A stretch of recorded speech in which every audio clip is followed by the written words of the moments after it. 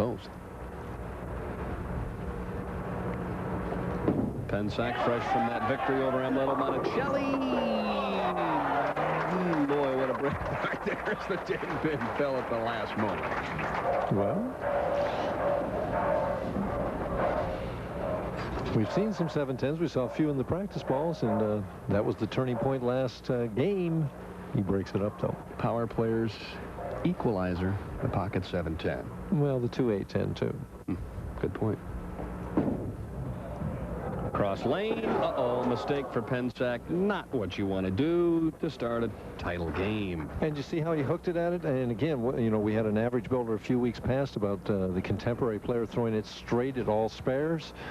Jimmy didn't do that, and you can see it gets away. I've done that. That's a helpless feeling. I've done that in the past so many times.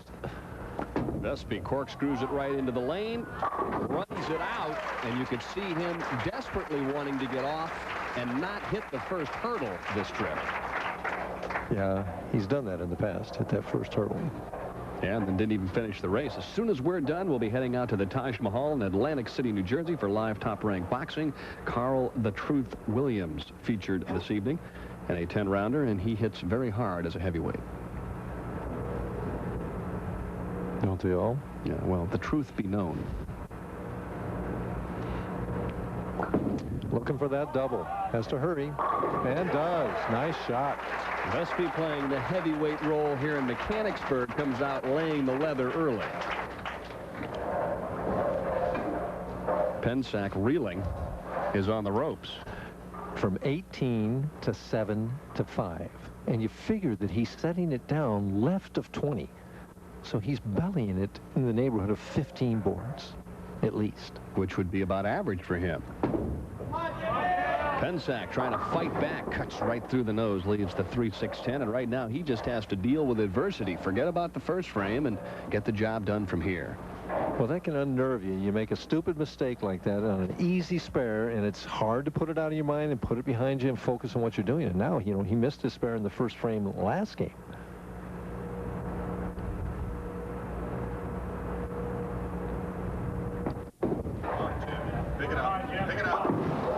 Exactly the same thing. I'd have bet $1 million you couldn't do that twice in any given night. 1 out of 100, huh? Guess not. With a hook ball like that. Why?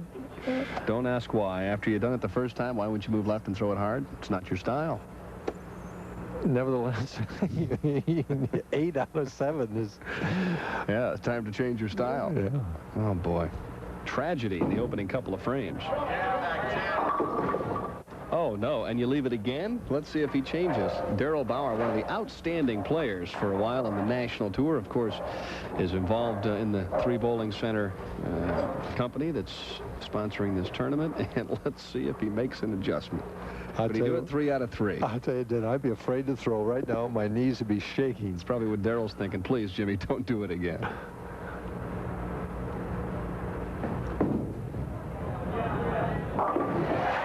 Look at Jimmy. I'll tell you one thing. This guy is all heart, and he does wear his emotion on his sleeve. Good or bad? Good or bad. Well, so does this young man. I'll tell you what. And he has seen the other side. Shot 133 in Toledo, 150 another time. He'd like to end this one early tonight, and he starts with the first 3. Doing everything he can to get rid of Jim early. Well, he started with a double in the 150 game out in Las Vegas, and from it was all downhill after that. He leads by 43. Dash spare for Jim Pencak. It looks like Morse code and the wrong message. 17 in the second is not what you're after. Guarantee you one thing, this guy will fight back. And Vespi knows that. Liked it when it left. Shatters the rack on 37. Another strike. Vespi with the first 4.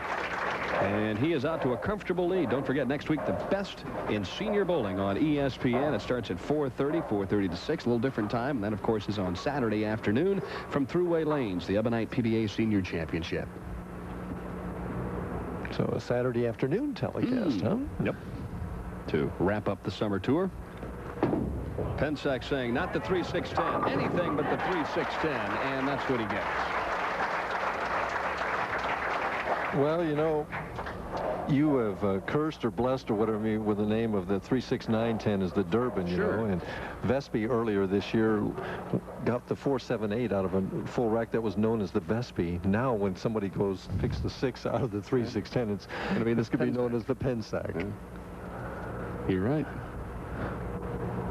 I mean, I've only seen that once or twice. I saw it twice tonight. Shake out that 9-pin. Has a wiggle, but doesn't quite want to fall. That would have been a double and some respectability. Well, it would have been something to build on. Right now, he's just staring at X's by his opponent, and he can't get a double. So, comes a little high. The 2-pin gets the 4, and the 4 hits the 9, but not enough to knock it over. Almost. Flat bottoms. This is an interesting little look here statistically when you talk about where players start. Look at that. Vespi 58th, went from there to 13th, and then just kind of rode the horse right into the number 1 position. Greg Kemp, what a nice tournament he had all week long. Never lower than 3rd, except tonight he wound up finishing 4th. Vespi asking for another. And 5 in a row. Joe looks on. Happy to be on hand tonight. And 7 more, and there'll really be a celebration. And as I told you earlier, I know I'm in trouble when I'm older than the parents. So you're almost getting to that point now, no, Mike, you're so far ahead of me. I will never catch you. You're more than a decade ahead, Mike. And unless you start cheating, it will not happen. Well, can I go backwards now? I mean, some say you've been going backwards for years, Michael. Vespi re-wraps in the 6th frame after starting with a 5 back. Well, hey, you never know. He's thinking about winning, but that 300's in the back of his mind. That's right, and it would be an extra $10,000 from the PBA. Halfway home, the fans here are going nowhere. They may see what we all want to see. A perfect game. And it's interesting because we know the lanes are not that easy. He's just coming out and overpowering them. The other people, Greg Kemp couldn't even get to the 1-3 on lane 37. You know, Bob made a very good point in your interview with him. He said, you know, most times what happens when a guy leads a tournament is that he has carried better than everybody else throughout the week. He said, that's what I did here. When I made good shots, I threw strikes. And when I made marginal shots, I still got away with them. Well, I've watched him some other tournaments. He can definitely throw strikes. X's are not usually the problem. Not if he can get it to the 1-3. If he can get it to 1-3.